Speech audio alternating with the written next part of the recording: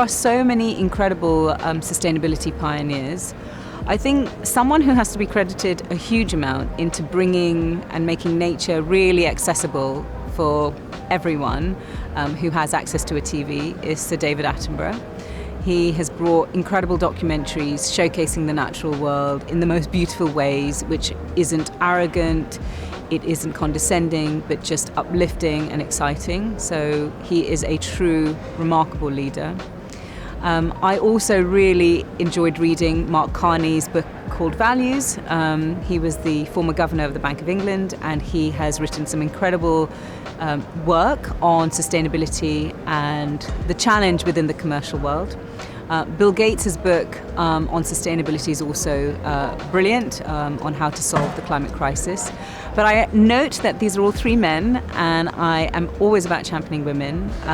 And there are some brilliant women who work in the field. Someone who is a professor at the Cambridge Institute of Sustainability Leadership is someone called Beth Knight. She's British, and she's fabulous at teaching more about sustainability.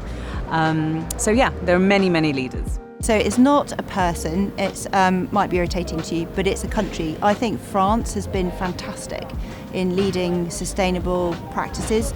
They were the first country to ban single-use plastics for fruit and veg wrapping. They have been key drivers for the right to repair movement, which is now becoming law for various categories in Europe, and that's brilliant. And also this last year they've also announced that they are going to put a tax on fast fashion. So how you define fast fashion, I have no idea. That's up to them to solve.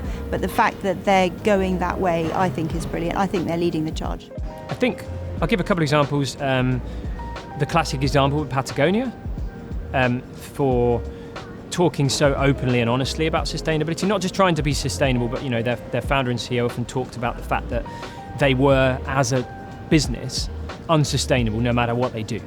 And he really kind of always talked about the elephant in the room, which was always about overproduction. That if you make stuff, you can never be sustainable. I love that honesty, so I think they're a pioneer. And my second one would be Batch London. Batch make suits to order in batches, so they have this brilliant model where they only ever create whatever demand there is, and not a single item more than that. And they're affordable. They make suits that are affordable at the same time. That is a small business model, but also I think there's a lot that other businesses can learn from how they do things.